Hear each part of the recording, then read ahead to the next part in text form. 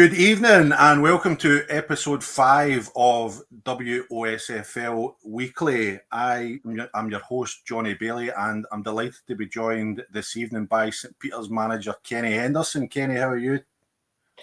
Good, mate. Thanks very much for inviting me on. No problem. Happy to have you. Start with the really important thing. Happy Mother's Day to all the mothers out there. Hopefully, the mothers and grandmothers, hopefully you're all looking after your mothers and grandmothers today and then can join us for the show this evening. Just a reminder, we'll be live on YouTube just now. We'll be available to watch after we've finished recording, and we'll be available on audio form on all good podcast networks. If you've got any comments, any questions about yesterday's games, any opinions, please stick them in the chat. We'll try and get to as many of them as we possibly can. As you know, we're brought to you by Pyramid Promotions, trying to bring as much content to you as we possibly can for the west of Scotland, but also across the whole of Scottish football. If you would like to support us, you can do so by becoming a member. It can cost as little as £1 a month. So if you can support us, that would be a really big help to the channel.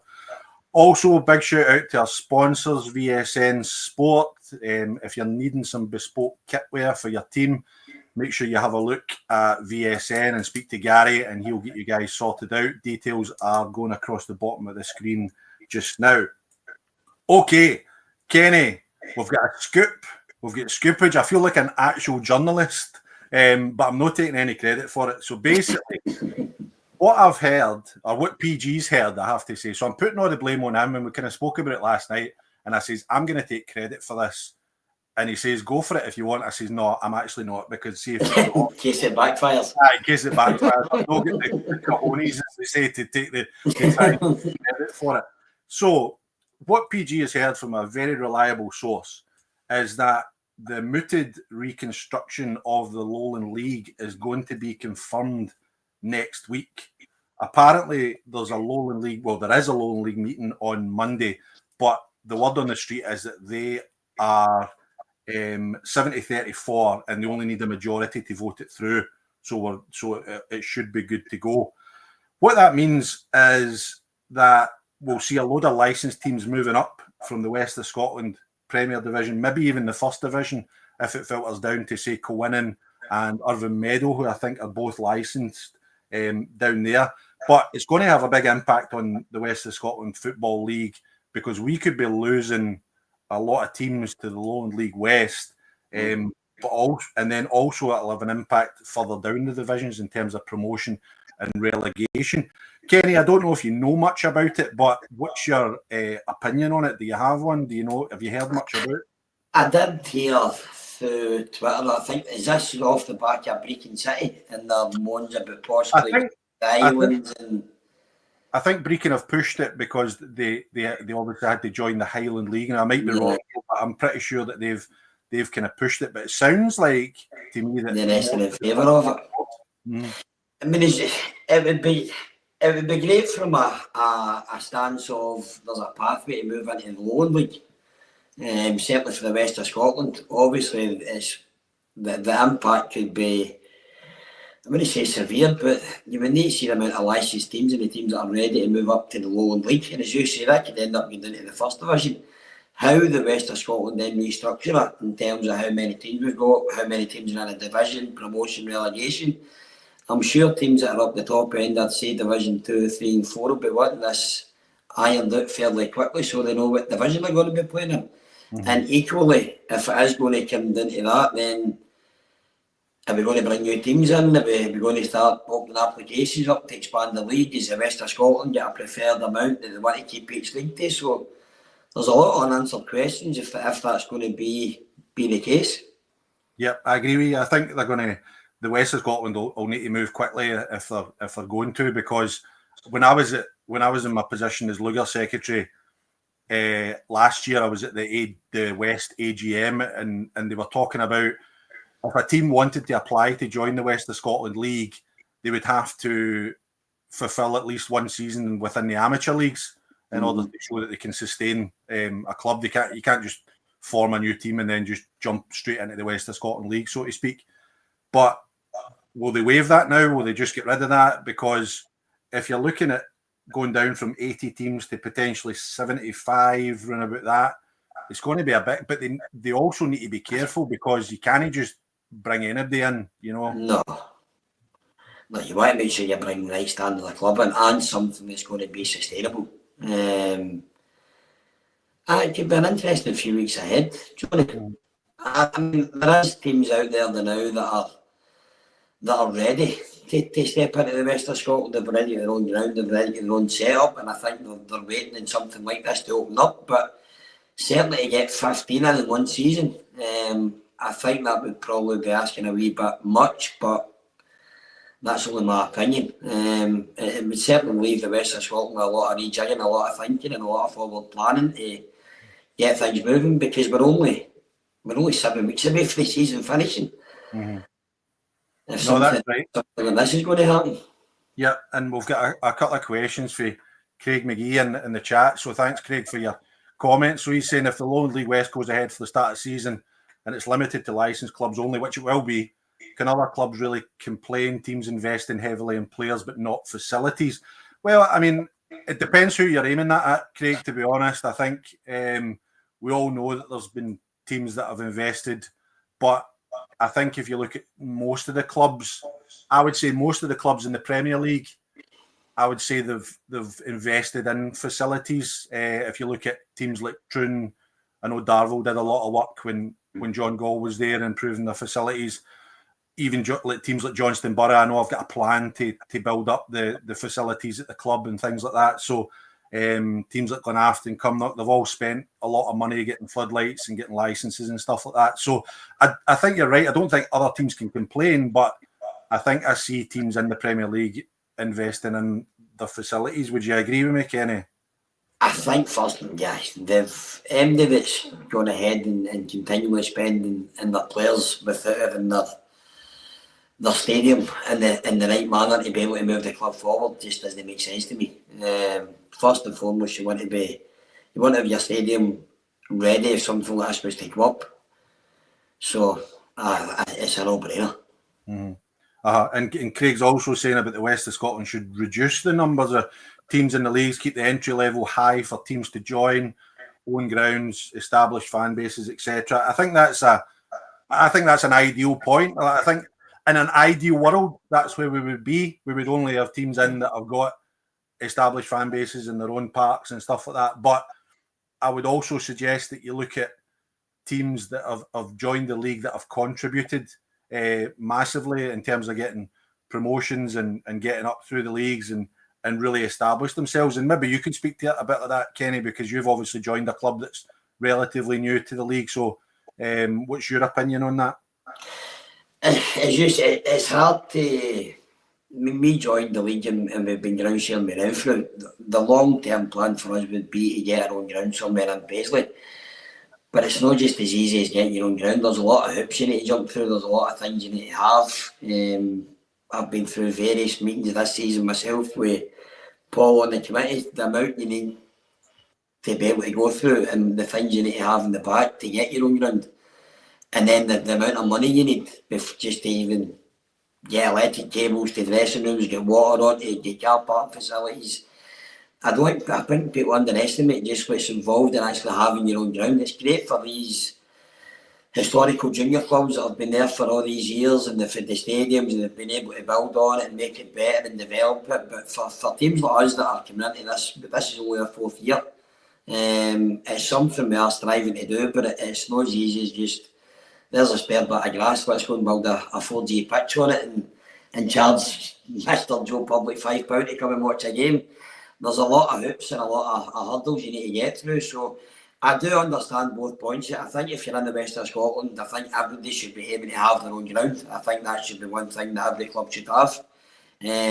But for teams, like you touched on it, that have been through and get promoted, and I mean, Fanart, they're a prime example. They're moving about places now, but they're up in the second division at the moment. So there is teams that have come in and contributed, and then the other flip of the coin, there's teams like Thorn. Thorn have got a great infrastructure. They've got the rain grass park. They're building a 4G.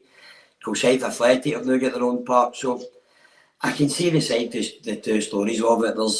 There is teams contributing, and they're ground sharing with a long-term plan of having something. And there is teams that have come in and managed to get their own ground straight away. So I can see a negative and a positive in both ways. Personally, for me, I don't have an issue with ground sharing. I think ground sharing is okay. I do think there should be a plan, whether it's a long-term plan or whatever, but there should be a plan to get your own park. I just think it's I'm not a fan of the clubs that are playing at like your kind of Astro cages, if you like. Do you know what I mean? That's for me. That's no for me, and it's just purely my opinion. But I've no issue with ground sharing. If it's at a proper ground like you guys do with Renfrew, like Clydebank do at Yoka. I mean, if it's good enough for AC Milan and Inter Milan and Roma, and it's good enough for St. Peters. It's good enough for St. Peters and Renfrew. You know, that's my opinion. I don't think there's an issue with ground sharing, but I think that the teams that don't play within a proper ground, if that makes sense, there should be a plan to kind of rectify that, because you notice a difference. See, when you go to some of these parts, it's just lifeless, you know. But if you go to play you guys at Renfrew, it feels like a proper park and a proper atmosphere and things like that, you know. So it'll be really interesting, and it'll be really interesting to see how it all plays out, because I made the point last week that depending on how they split the leagues, the West, the South, the East, you could be looking at.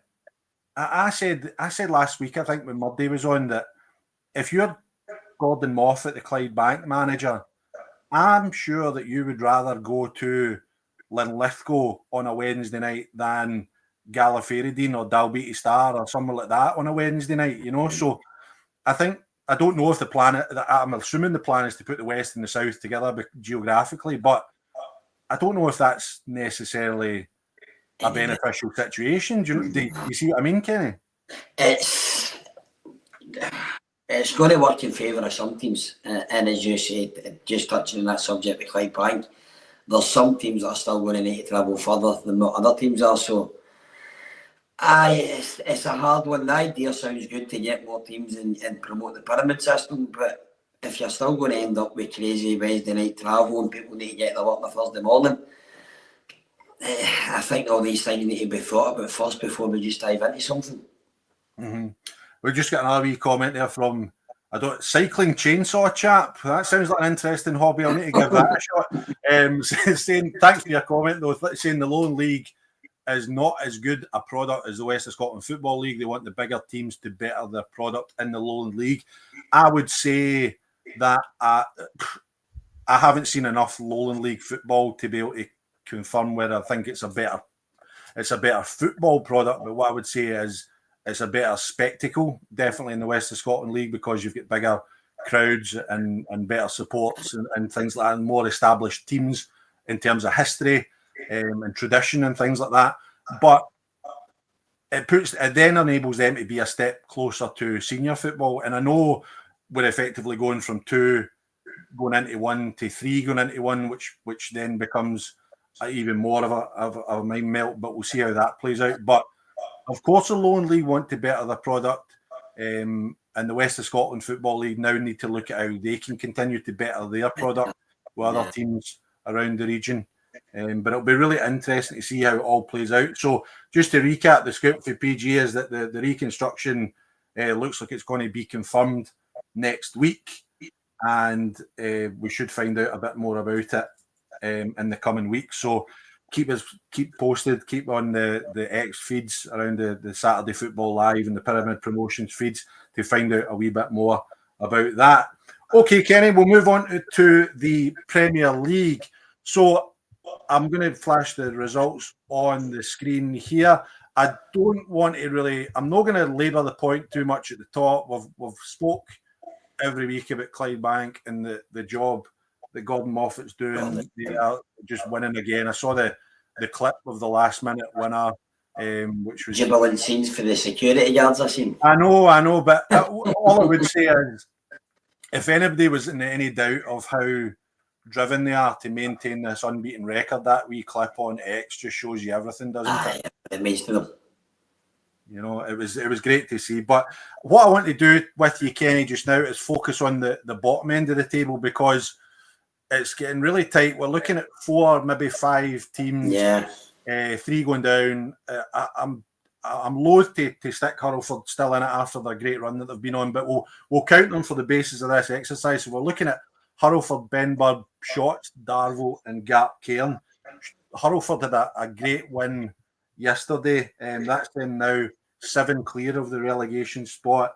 They've played 1 game more, and they play Darvel at home next week. So you would fancy that if Darren Henderson will be going into that game thinking, if we could get 3 points against Darvel next week, that'll just about seal their safety, won't it?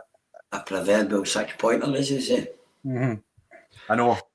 No, they will, and it's been a very impressive run they've been on the last few weeks. He's strung a few victories together, and it's amazing what 2 or 3 victories can do for confidence. So Hurlford will go into that game thinking, if we can win that, all of a sudden, instead of looking down the way, they'll start looking up the way.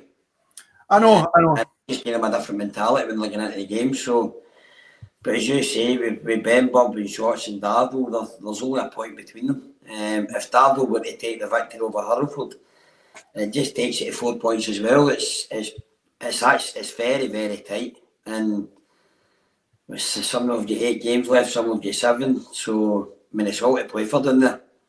It really is. It really is. And I think I've said the last couple of times, Hurlford, the 4 of the last 6 at home. We know they're a strong team at home. It's no secret that I'm friends with Darren Henderson, the Hurlford manager. I'm also one of my best mates is the goalie coach at Hurlford, Ali Brown. And every week he's been saying that it's coming, they're playing well, and they're just no scoring enough goals. In the last couple of weeks, they've managed to put the ball in the net, and it looks like it's coming at the right time, doesn't it? It's just, you just need that wee turn, don't you? That wee turn, that wee bit of momentum and a confidence booster. But certainly putting the last couple of victories together, they'll be getting into that game with Darvel. They'll be relishing that game coming up. They'll be into that confidence and hoping to put a big bit of daylight between them and Darvel. Mm. Yep, and speaking of Darvel, disappointing result yesterday, losing 3-2 to Cumnock. I saw Michael Oliver's interview after the game, and he said that the first half they were poor, and he even acknowledged that although they managed to come back a wee bit in the second half, maybe they weren't sure how much of that was maybe even Cumnock taking their foot off the pedal because they were 3-0 up. But looking at them, they've got 8 to play. They've got 5 at home, which is good for them. But they've got Troon and Clydebank at home to play, which is going to be really difficult. Yeah. But the big stick out for me is that they played Benburb twice. Now that's an enormous 6 points up for grabs in those 2 games, isn't it? And for me, I think those 2 games could be between Benburb and Darvel. That could be the difference between survival and relegation. Mm-hmm. If somebody could take the 6 points out of that, you're effectively concealing the other one to relegation. Mm-hmm. And then you're looking at Shotts Bonaccord to see what they can do if you can jump at it. Mm-hmm. Yep, and you look at, I mean, the Benburb, I know they didn't play yesterday, but the run they've been on recently has been pretty poor. It's not been great. So, and Darvel's managed to pick up a couple of decent results, beating Shotts in midweek last week, which was a huge result for them to bring them closer to Shotts. So, Darvel's probably get the better form going into it, but it'll be really interesting to see what happens next week. One of the other teams now sitting bottom of the league. It's crazy to think at the start of the season, if you were to say that we were sitting on the 30th of March and Gap Cairn were going to be bottom of the league, I think you'd probably have the men in white coats coming at your door looking for you. But they're now sitting bottom of the league, played 2 games more than the 3 teams up above them, and they've got a new management team, Ryan McStay, just coming in there, and it's a big ask for them to keep them in the league, isn't it? I think that's mission impossible. I think even the most optimistic Gap Cairn fan knows they're going to get in this year. It's a shame because I know some of the people in the committee from old Cobble days, Joe Walker, there's some crack people involved with the club. But whatever's happened with the Comet at the start of the season, it's come back to bite them and bite them hard. And their form has been up and down all season. There's been no consistency, whether it's been this thing hanging over them. They've just not been able to get themselves motivated, get themselves going. But the squad of players they've got, they should be a lot higher up in the league. They shouldn't be sitting in 13 points at the bottom of the table. I know Mick well. I know Mick just walked out a couple of weeks ago, but Jack Cairn, they've got ambitions to be the next SPFL club, and it looks as if they're going to be in the first division next season. That's it for me. You look at what I think is going to be really interesting. We know they've got quality players. We know they've got a quality squad. So can Ryan go in there and turn that around, like get some results under his belt? Because if he can, you just never know. Like, because the quality in the squad is there. The quality in the squad is there to what they. With that squad, they could win every game from now to the end of the season. You know, like because of the players they have. So I think it's going to be really interesting. The next three, so they play Largs away, Talbot home, and Glenafton away. So that's three really tough games for your first three games when you're trying to get your feet under the table and try and find out about the squad. But I think the next two games, Largs away and Talbot home, are going to be crucial. I think if they're to give themselves any chance of staying in the league, I think they need to pick up at least 6, maybe 4 points from those two, which is no easy. Not against Army and Tommy Sloan, is it? The legends in junior football. You probably could have asked for 2 harder games. But even if they did pull off the 6 and they get the 2 victories, you're still looking at other teams need to fall off a cliff form-wise for them to even be able to pull themselves up. So I think for the boys that have been in there, I think it's a case of regrouping, putting their stamp on it, try to finish as positive and as well as they can, and then get a good start to next season. I just think they're too far gone, and they're relying on too many other things that are out with their hands in regards to other teams drop too many points to start bringing the likes of Hurlford or Cumnock or Glenafton. I think they've got too many points, these other teams. Yeah. Sadly, I would love to see it. I would love Gartcairn to stay up. I think they're a great club, go in the right direction, get a fantastic way ground. It's only going to get better. I just think this year is just going to be put into a bad experience and regroup and come back again. I know, and it'll be interesting to see if they do happen to go down, how they do regroup. Moving on to Benburn, they've got 4 of the last 8 at home. Interestingly, they've still to play Johnston Borough twice. As we said earlier, they've to play Darvel twice, but they've also to play Shotts as well, which will be a huge game. So Benburn, although they're on a really bad run, we've said it before, they've got it on their. They can do it if they can get it right. Beating Darvel twice, beating Shotts, as we said for Darvel, Michael Oliver feels exactly the same. And interestingly, they play Johnston Borough right before Johnston Borough play. I think it's one of their semi-final legs. So is Murday maybe going to rotate the squad, rest a couple, because they've got a lot of games in a short period of time. So it's going to be interesting to see how Benburn cope with that. But they need to arrest this run that they're on just now and find a victory for somewhere. And they've got great people at the club. The Winters brothers they're 2 experienced people, so they've got the right people around to try and arrest this league. But football's a game all about confidence, and you're not winning a game and you're losing goals and you're not scoring enough. You just need to try and get a victory for somewhere. But again, it's probably what we spoke about Shotts, about Darvel. It's in their hands. They've got the games, they've got the home games, but it's their form that's letting them do it at the moment. And if they don't pick something up the next game or two, the team just becomes more nervous, the fans become a wee bit more nervous, and it just becomes harder for them to start playing. So it's an interesting couple of weeks at the bottom of the first division. There's names down there that you just would never have thought. Darvel and Gartcairn in a million years you'd be seeing them down at that level. It's an interesting couple of weeks. No, it's definitely going to be a really exciting end to the season. And like you say, with all these teams having games against each other, it's going to be really, really, really exciting to watch. Touching on the Scottish Cup semi-final, so I had a wee look at the fixtures. Johnston Borough and Largs have got 8 games in 29 days in April, and Scottish Cup finals are in amongst that. Scottish Cup semi-finals, are in amongst that. How do you, as a manager, Kenny, how do you manage that kind of fixture list? Because that's crazy. I think you put a very light training session on and you say a prayer.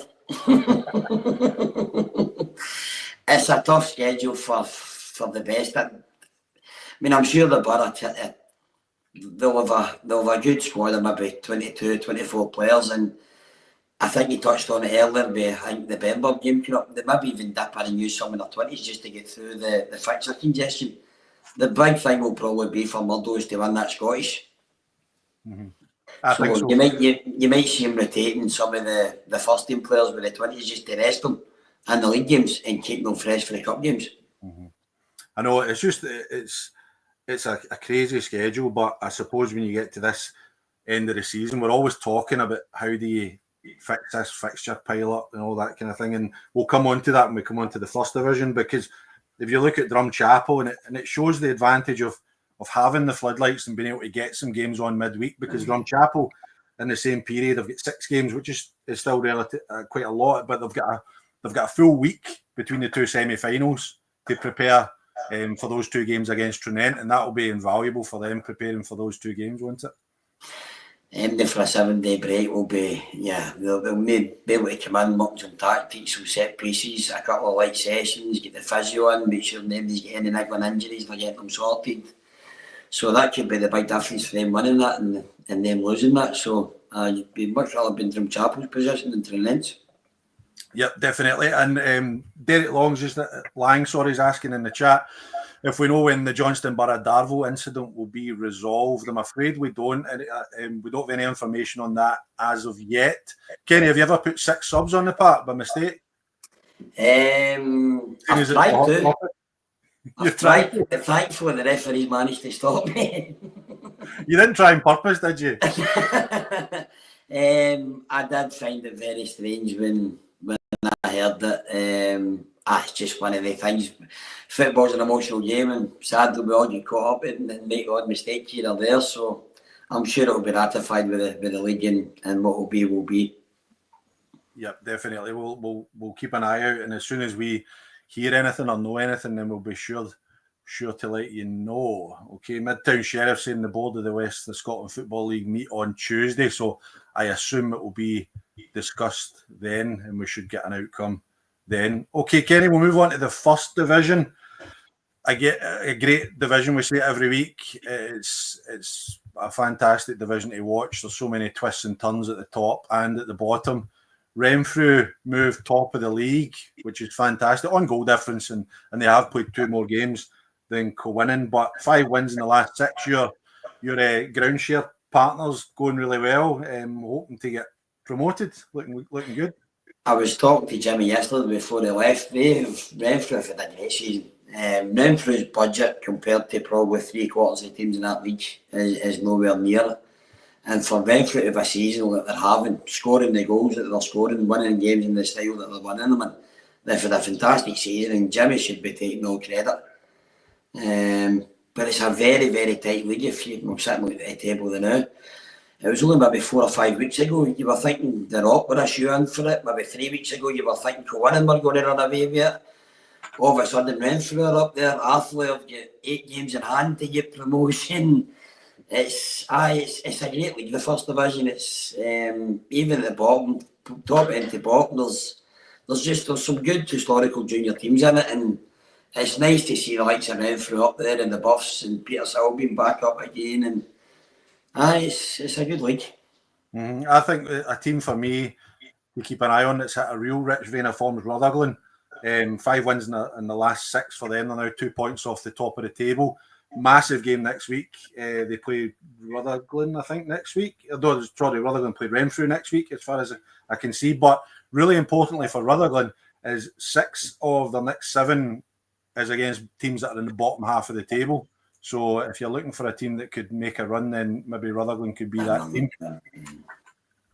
Well, if they've amassed that amount of points and they've played every day that's in and around them, you would certainly fancy them picking up the majority of points of the teams that are below them then. So probably a team that's started making a run at the right time of the season, just to motor away. And that's what it's all about. It's just trying to get the team the Christmas period can be a bit hectic. It can be stop-start with postponements and things like that, and then you just hope that you come out of that and you can get a wee bit of form to carry you through to the end of the season. I think it's really important. Atherley looking, they've got 13 games left, which is, again, a massive amount of games they still have left at this point of the season. They've also got a new manager, Kevin Rutkiewicz, has gone in there, experienced manager. Similarly to Johnston Borough, they've got 8 games in 29 days coming up as well. So how you go? I know you're saying about light training sessions, but seeing you're trying to find out about a squad and try to put a team, try to get to know the boys. What's the best formation? What's the best player? Who's the best players? Who can do a job for you? It's going to be a difficult for Kevin to get a handle on that with so many games coming up, isn't it? If you're walking into a team, which you don't know much, I'm sure you'll know a wee bit about them, but you're trying to get your starting 11. You're trying to get a team to trust you, because obviously some of the players were a wee bit up in arms about the previous manager leaving, and you're trying to stamp your own authority on it. You're not even getting a chance to put on a couple of training sessions to stamp your own authority, put across your own ideals. You're really probably looking about the teams that have been put out before, talk to a couple of the boys, see what the best formation is, have a couple of look at a couple of things at training, and then it's going to be trial and error for games for Kevin. I know, and that's with a team like Athley, who most of us all spoke at the start of the season and during the season that we fancied them to get promoted. I was quite strong in the fact that I thought they were the best team in the league and would go on to win the league. But now it's just with what happened with Colin and things like that. It's just they're going to have to try and work out how they can try and get promoted, because I think that would have been the minimum aim for the Atherley committee at the start of the season. And if Colin was still in charge, I would have fancied them to navigate it, but it's just really difficult for a new manager going in there. But fingers crossed, all the best to Kevin. I hope he does a good job. There's a wee bit of a gap opening up now between third and fourth. Now it's 6 points. Has opened up the gap there, so it's getting a wee bit, the top 3 pulling away just a wee bit from the other teams below them, although other teams below them have got games in hand. But it's going to be really exciting to see how it plays out. Down the bottom end, Irvine Meadow move up to 12 now. That's 4 undefeated. I'm sure when Jamie went in there, his mission was to keep them in the division, and so far so good for him, isn't it? He's done a cracking job for his been in, to be fair to him. At the very start, to get that new manager bounce, he put a couple of victories together, then I think he lost one, drew one. But he's, as you say, the last 4 games, he's picked up maximum points, and he's also starting to put his own stamp on the squad, getting a couple of his own boys in. I see he get the boy Brophy in for Athley on loan. Somebody knows very well for Johnston Borough. So, no, listen, fair play to Jamie. In a very short space of time, he's turned on a massive club, and Irvine Meadow are a sleeping giant down there. So they're a sleeping giant, and he's done great. And I can only see them going one way, to be fair, and that's moving up the league as the season goes on. Well, you never know this time that at the start of the season they could find themselves in the Lowland League West, depending on how things, given that they've got the licence and things like that. So it could keep them in the division and then get promoted up the division, you know. So not bad 3 months. It's no bad. It's no bad. Maybole drawn with Kilburney. Kirkintilloch, Rob Roy can now jump above Maybole if they win their game in hand. As everybody knows, my good mate George is the manager down at Maybole. They go 2-0 up. They go 1-0 up, miss a penalty, go 2-0 up, miss another penalty, and then end up drawing the game 2 each. It's got when you're fighting for your life, things like that just scunners you, didn't it? It really sickens you. You begin to think the gods are just not with you that day.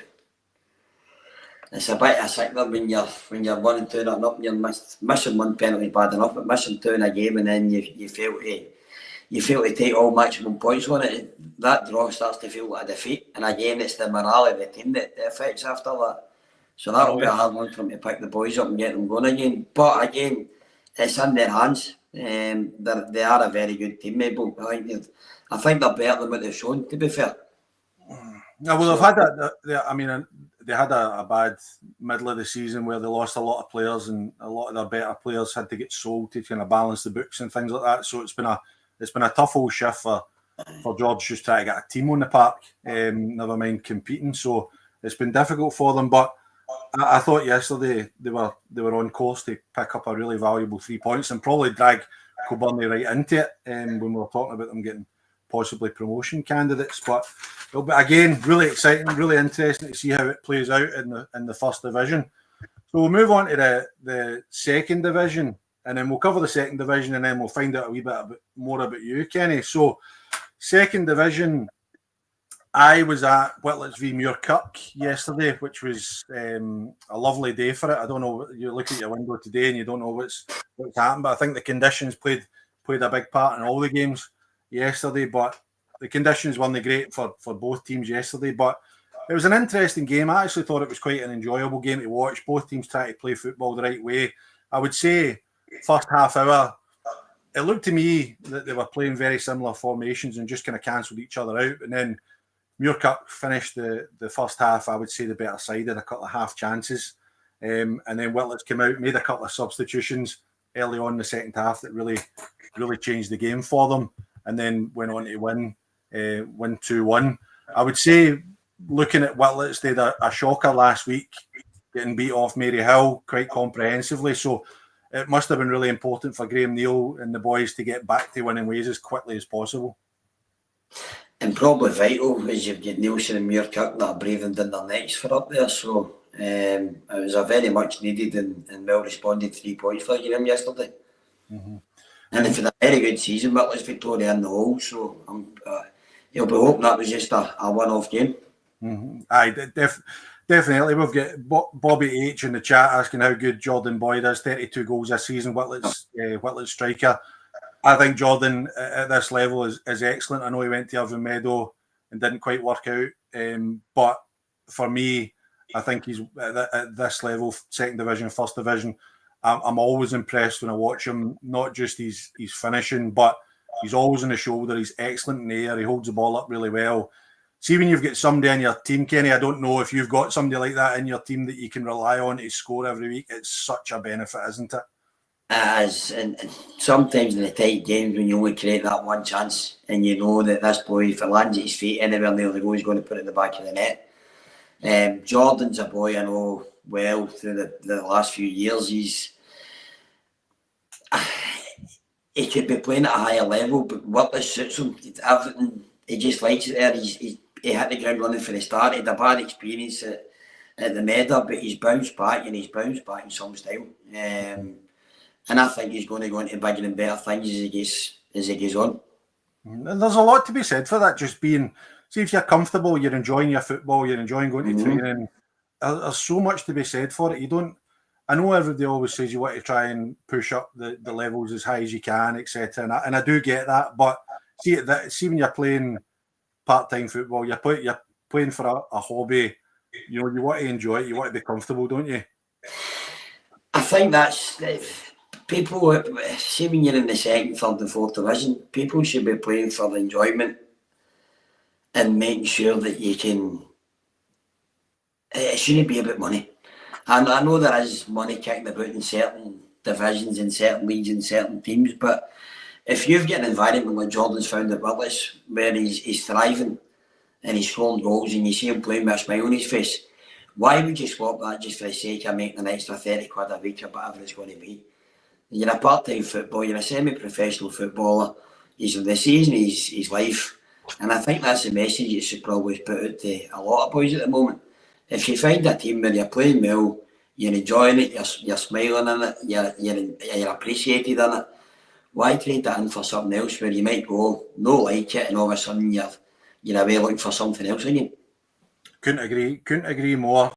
And if Jordan doesn't put the ball in the net, they've got a no bad backup to Michael Moffat there as well. So it's not a bad 1-2. Michael, some of his touches and his link-up play and things like that yesterday was a joy to watch. Neilston up the top as well. They've 3 draws in the last 3 games. For me, it's interesting because the last three results are 3-3, 3-3, and 2-2. So they're scoring goals, but they're just needing to tighten up a wee bit at the back, you would say. I think overall, Andy's done a tremendous job at Neilson this year. I don't think anybody thought Neilson were going to be up there challenging this season.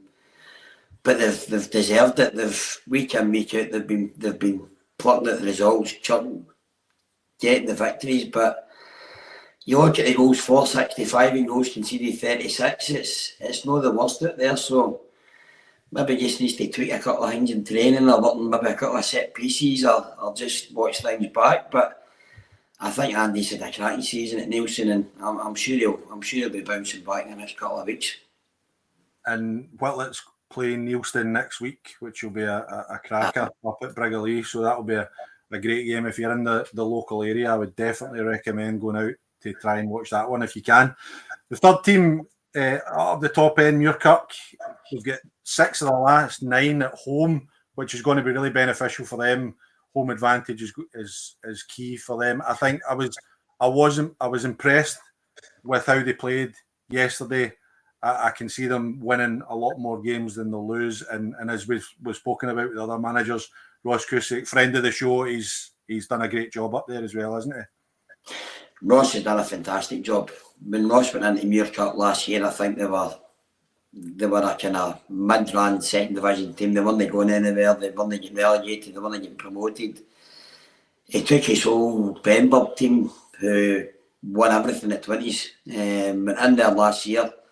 And as I say, first season, established themselves, won more than they lost. I think he's added a wee bit of experience in the summer, and they've certainly kicked on. I had a free week, it was last year, and I went down with the gaffer, down with Andy, and we watched Muirkirk and Cowan, and there was nothing between the two teams. Muirkirk gave a great account of themselves, and you can see there they've got 4 games in hand, and I think it's a fantastic achievement what Ross has already achieved this season, but I do fancy him to go up, I must admit. I think so too. I think the top, I've said before, I think the top 3 that are there just now are going to be the top 3 at the end of the season, and then it'll just be who manages to clinch that championship. We mentioned for Caledonian Locos, now this will give you, if you didn't have grey hair already, you would have it after managing Cali Locos. Kenny, let me tell you, 41 goals in the last 6 games, where they've won 3 and lost 3. They've scored 20 and conceded 21. No, I mean, who would be a manager, when you're getting into that? It's enjoyable, and we always say the West of Scotland Football League value for money, but when you're managing that, do you go into the game thinking it's all right because we know we'll always score plenty, or are you panicking because you know you're going to concede plenty as well? I think when the ball is into your defence is half, you start shutting one eye and you've got one eye half open, wondering what's going to happen. I think was it 5-4 they lost to Mary Hill yesterday? Yep. A young 18-year-old making his debut, come up with a winner. It's so frustrating because they say scoring goals is the hardest thing in football, but keeping them out cycle is just as hard. And when you get one area of the park right, and then the other area of the park starts to go wrong again, you just sit scratching your head thinking, you fix one end, then the other end. It's why we manage, it's why we do these things. It's a challenge, but he'll be sitting scratching his head thinking they've scored 21 goals in the last 3 games. I'm sitting with 0 points with it. No, I know. It's crazy. It's crazy, but like we said, it's good value for money. So if you're in the area and they're playing, go and watch them. You'll sure to be entertained. Okay, that's the second division covered. So Kenny, let's find out a wee bit more about you. I've never met you before, which is great. And again, like I said, I don't know much about St Peter's as a club. So tell us a wee bit about your own coaching journey and how you ended up taking the reins at St Peter's. My own coaching journey kind of started off by, I'm saying by accident, but it started a lot sooner than what I envisaged it. I was still playing junior when I started getting up to Stenhousemuir. My dad had something to do with Stenhousemuir in the community, and I ended up in there with Campbell Money and Stevie Ferguson, see the boy up at Ross County now. Ended up, they were going through their UEFA license to be able to play in the pro youth setup. So I was involved with Stenhousemuir at the very start of their pro youth journey. From there, I kind of went back into grassroots, running a few grassroots teams. I moved back into pro youth again with Celtic, Absolutely hated it. The amount of turnout of players and just never enjoyed it.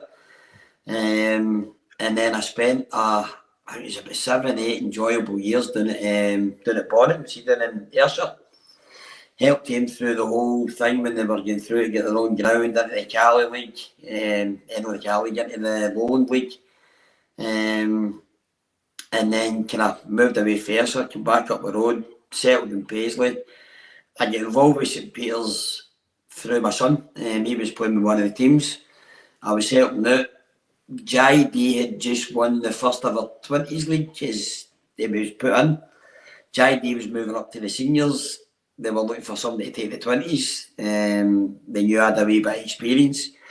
So jumped at it, two great years with the 20s. And then I kind of, after the mess we ended up last season, when JD left and then when the other person took over, and it just became a wee bit scrappy. I moved into the senior team, so it's been a hard year. We started with 0 players in the summer. It was a full rebuild with no money. It was basically getting out and opening the contacts book and trying to get players in. And the most important signing I made was getting Andy Hogg with me. Andy Hogg's a guy that's been there and done it more times than I would ever care to remember. So having somebody with Andy and the contacts that the two of us have got with the amount of years we've been involved in football, slowly but surely we've been able to put the foundations in place. The first 6 months of the season we always knew were going to be tough, because 90% of our team there were 20s players that were playing 20s last year. So this was the first taste of men's football. The second half of the season we've really kicked on. We're unbeaten in the last 8. We got a fantastic result yesterday, and it bodes well for next season. If we can keep the full team together and keep developing and continuing and just add the right 1 or 2 players now, I hope we can kick on again next season. And the most important thing off the park, the club's a lot more stable now. We've got new committee members, we've got trustees, we've got different things in place, we've got many kickers evolving, we've got teams that need enough every age group again, we've got great guys behind the scenes. So the club as a whole's moving, the trajectory of the club's moving forward, and it's all positive to where it was last season. So it's great to be involved in. There's a lot of good people in it. It's just been one of the years. At the start, we were one of the teams. It was, if you score 3, we'll try and score 4, but that only lasts maybe 3 or 4 games, and then teams suss you out. You were only scoring 2, and you were still conceding 5. Mm-hmm. So it was just a lot of hours in the training ground, a lot of different formations and shapes, and tactics and players. But probably since the turn of the year, if we would have settled 11, we've really kicked on, and the last 8 weeks has obviously been testament to that, to be fair. Brilliant, superb. So I know I sent you a few questions beforehand, but I got a message for Richard Henderson. I don't know if you know Richard. He's the secretary at Troon. Yep. And he wanted me to ask you about your thoughts on the development league, how it prepares young players for the first team, etc. Now you've coached in both, you've got obviously got a good perspective. What's your thoughts on it? I have, and it's a great question, Richard. There's a lot of teams out there that I don't think the standard in the development league, maybe the last year and a half, has been what it used to be. But as a platform for it to step up with boys, my boys are thriving there now. And as I say, they've all came from Renfrew, Clydebank, Thorn, St Peter's. So they're all playing at a good standard. They played against Richard's boys. So I do think it does work. I think it does create a good pathway. Probably if you were bleeding 1 or 2 in at a time, instead of doing what I had to do and bleed a full team in, then they would adjust a lot quicker. But I do think the pathway is working for the teams, and I think we are testament to that. Although I think we're doing it with 18 boys instead of maybe 2 or 3 at the one times, not the right way to do it. But I certainly think it is working. Mm-hmm. I think you're right, and I think you just want to see boys. I think boys can be too keen to make that step up sometimes, and I think that getting the chance to, I think getting a club that like yourselves that's wanting to bleed them through as well is really important. You know, you want that that kind of cohesion between the 20s and the first team, I think, is really important. So we've got a comment here from Craig McGee saying that Talbot saying Luke Gillis for St Peters is a good signing. Did you coach Luke?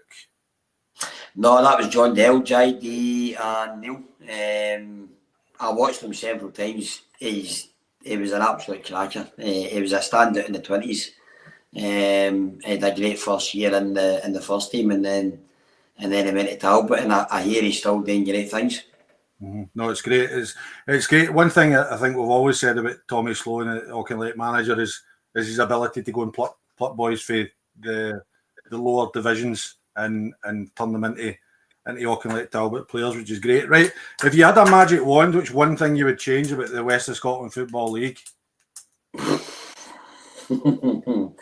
With it being controversial. No, be as controversial as you like. It's not one thing I would change it. Obviously, we're in the 4th division, and I appreciate referees need to start somewhere. But the amount of young boys that we get that are 16, 17, I just think the league can maybe support them a wee bit more, whether it's having a presence beside them, somebody that can give me have to see a referee advisor, just somebody that can help them. I think that's probably the one thing that you would just, and you feel for some of these boys as well. You come out and you've got some 30-year-old guy that's just shouting the ball in his face, and the young boy just looks intimidated for the start. I think if we could, we had a boy called Chris Irvin yesterday. He's a great referee. He's been doing it for years. He's experienced, with a few experience this year. But I certainly think the young referees coming through, just like the young players coming through, they need mentored. They need brought through the right way. I think sometimes they're fed to the lines then when they're putting them into the 4th division. So I think if I had one magic wish, it would maybe to get referees some more support and a wee bit more mentoring in the match days, so they can get a wee bit more guidance and help. I think so. I think you're right. It's not criticising the referees, because, like you said, they've got to start somewhere. But when you see, I always think the best referees, and I'm maybe old school, but the best referees are always the ones that have a bit of a relationship with the players and can have a chat with them. And I don't know if that's encouraged. It's interesting. I'll maybe speak to Des Roach. I'm on the Saturday Football Live this week with him and see what the kind of issue is from the referee's side. Like, do they encourage it? Do they not? Do they discourage it or whatever? Because the best referees that I can think of, even going right back to when I played senior and made my debuts and things like that they would talk to you. Do you know what I mean? They would give you a bit of stick. They would have a laugh with you, you know, that kind of thing. They would explain things, you know, even if it was just a quick.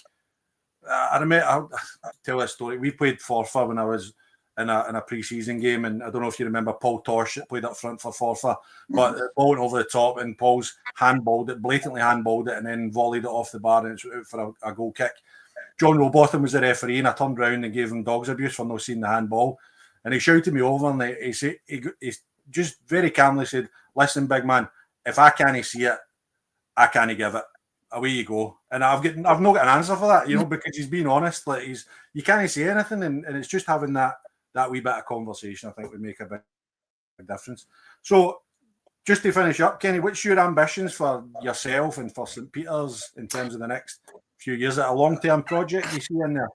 Certainly, from a club perspective, we've at the start of the year, I think anybody that was on one of these shows or any shows similar, St Peters is going to be the team that we're going to get hammered every year and maybe pick a point. And so, for the first season, it was about getting us competitive again. It was about re-establishing the name, putting a wee bit of pride back into the club, and I think we've certainly done that and some.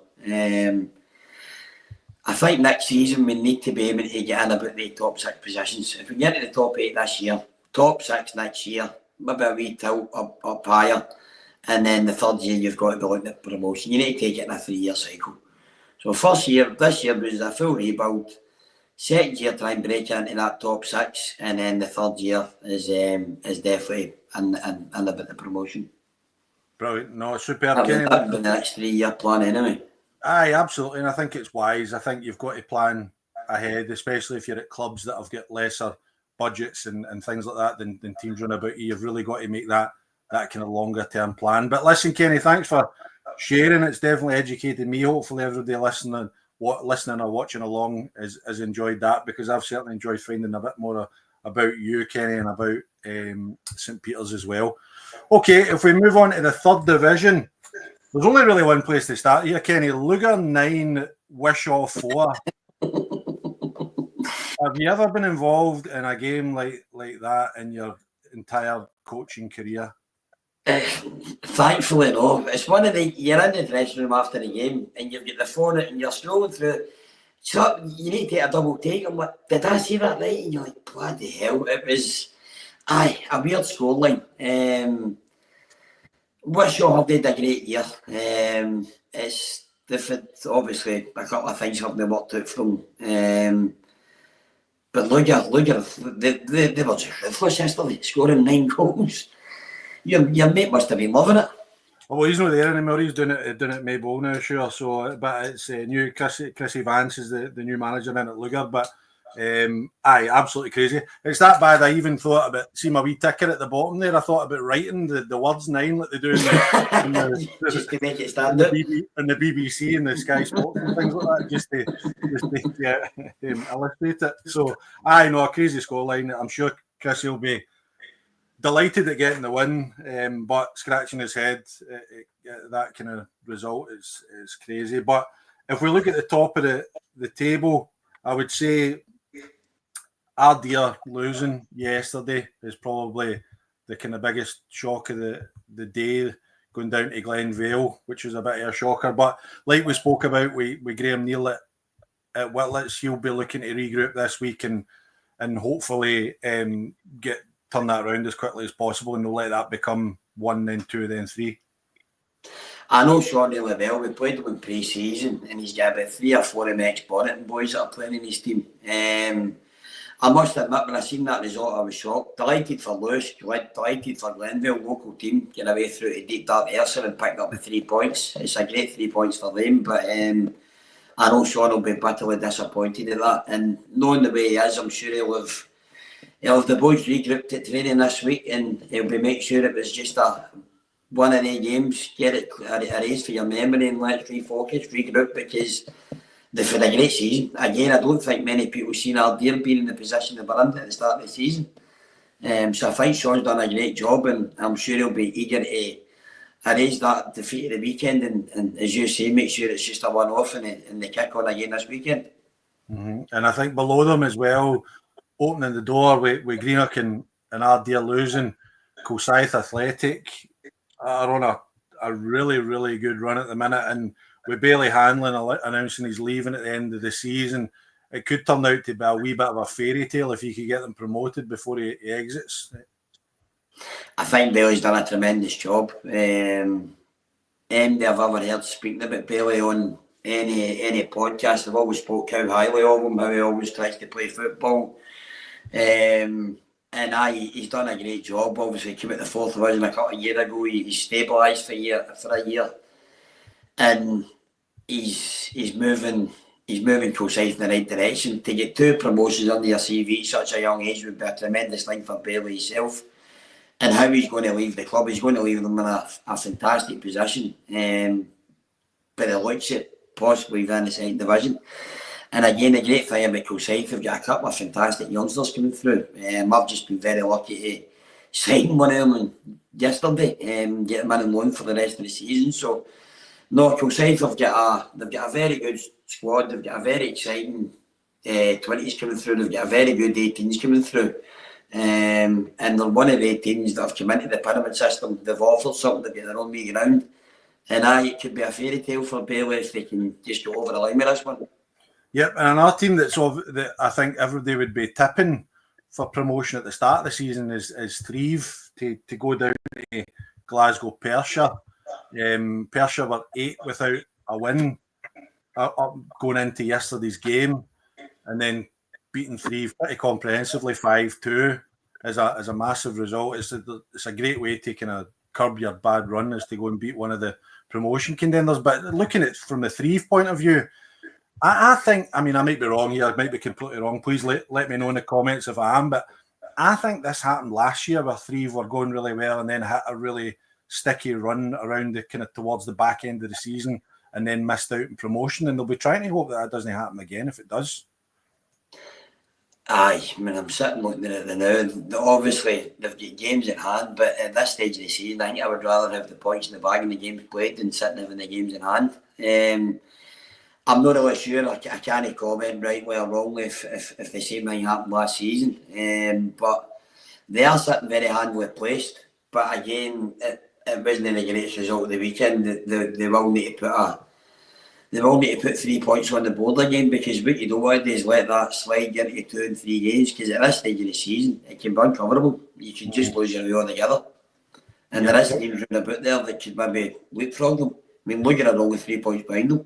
I know, and they've got those games in hand, but as we said, we want the points on the board, and especially if you're travelling. I think, if I remember rightly, they have to go to Irvine Vicks midweek. They have to go to Lugar midweek as well. I think, if I might be wrong, but those are going to be difficult games. So it'll be interesting to see how it turns out. But when you're saying about, I mean, that's them now 3 without a win.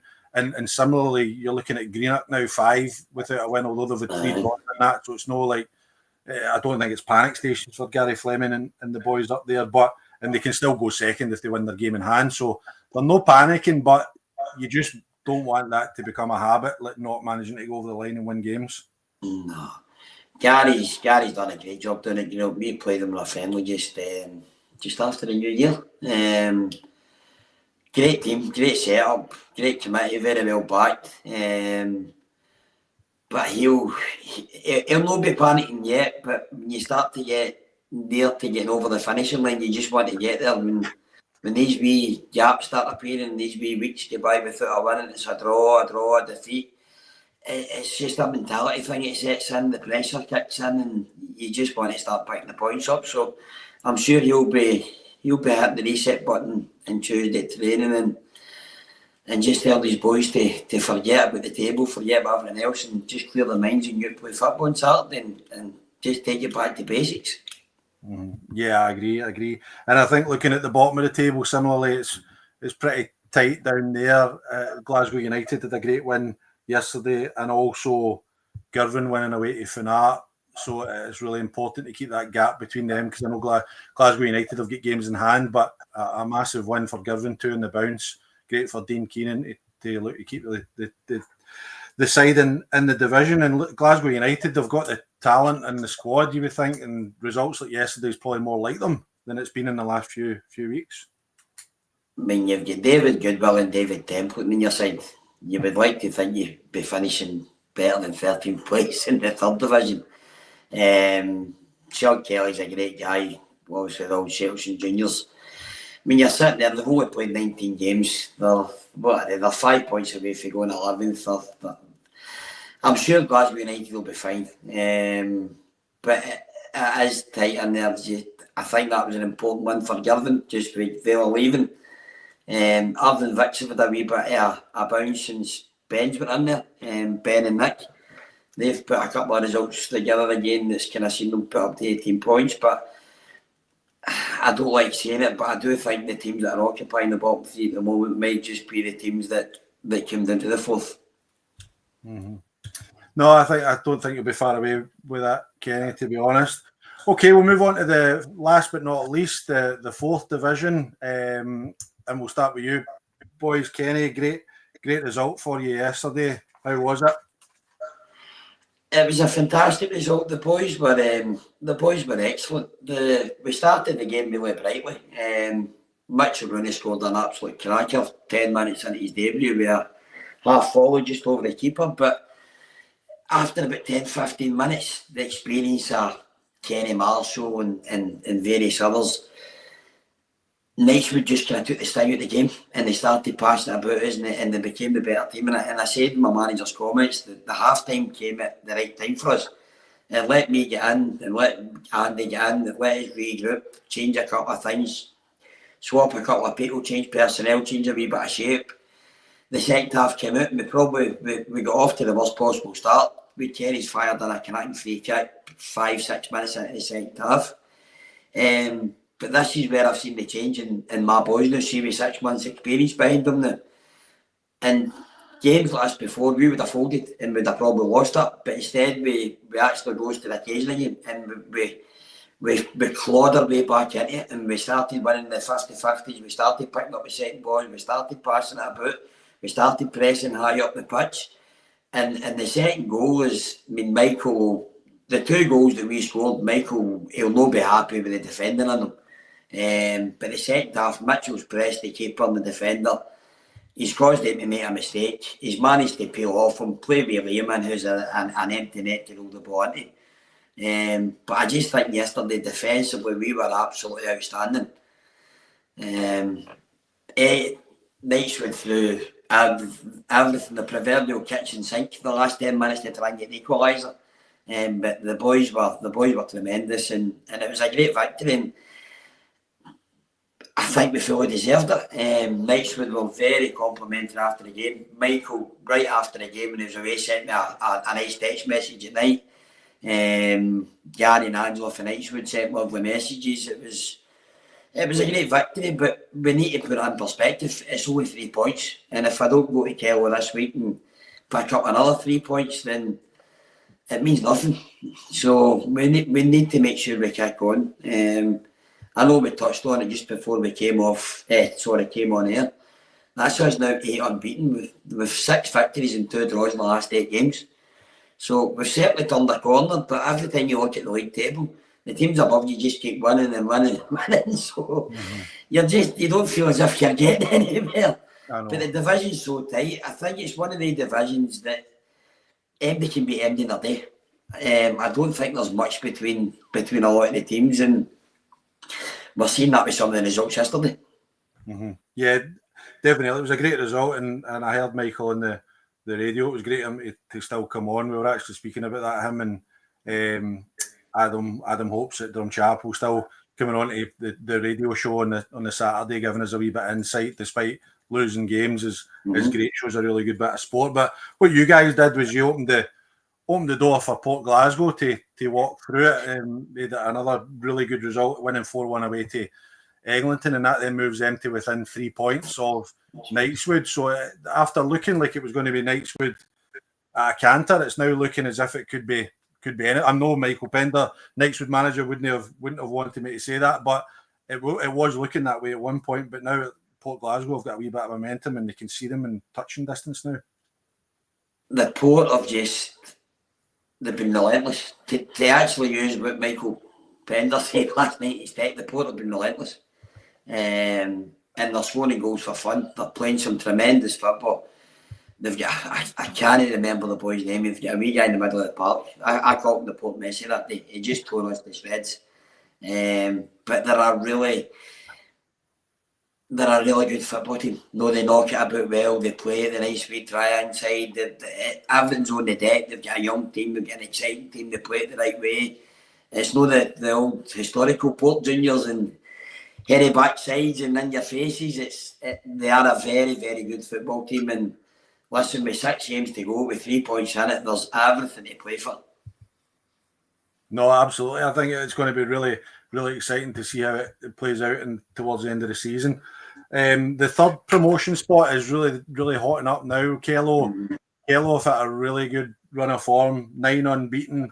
Play Easterhouse next week, which is going to be a massive, massive game for them. They've got 2 games in hand over Easterhouse, sitting a point above them.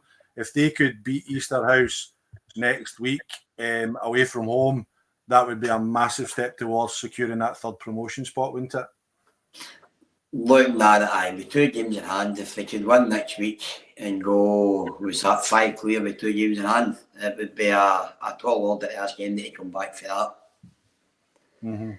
Yep, and they've also got Rossville to play twice as well, Kello. So that's going to be a few twists and turns. Yesterday, Rossville, Josh Gardner, Rossville manager, will be disappointed with yesterday's result, losing 3-1 to Giffnut. Although I'm sure Giffnut have improved a lot since John Doyle went in there, and so I think that'll be disappointing for Ross. But they can jump Easterhouse if they win their games in hand, but they're maybe just running out of games. I spoke to Josh last night. He was pretty disappointed in the performance. It'll be interesting because obviously before this thing with the loan league came out, there was always the assumption there could be 4 year off league anyway if Clydebank won the first division and the Premier League and then were successful in the playoffs. So I'm sure Josh will again he'll regroup the boys and he'll get them ready. They've got Knightswood this Saturday, so he's got a tough game. But my running, I've got Easterhouse, I've got Kello twice, I've got the Port, I've got Eglinton, I've got Killook, I've got all the teams sitting just lovely nice wee 6 games just to finish the season in. So I'm sure he'll be looking for me to try and do him a favour somewhere. Aye, absolutely, and I'm sure you will. The way things are going, I'm sure you will. Okay, Kenny, listen, we'll wrap up there. But listen, thanks very much for joining me. I really appreciate you coming on the show, and I really appreciate you sharing your insight with us. Thanks very much, mate. No, thank you. It was a pleasure to be on, and thanks very much for the offer. No problem. And listen, you can follow myself and Kenny on X at WOSFL Weekly, at JBaillie22 and at KennyH1982. If you could like the video and subscribe to the channel, that will make a massive difference to us. And if you can share as much as possible as well. 145 goals over 33 games in the West of Scotland Football League this weekend. Averages out 4.4 goals a game. So as we say every week, if you're looking to be entertained on a Saturday afternoon, find your local West of Scotland Football League team, dig out a tenner and go and support them, because I'm sure they'll appreciate it. From myself, Jonny Baillie and Kenny Henderson, thanks very much, and we'll see you same time, same place next week. Cheers. Thank you.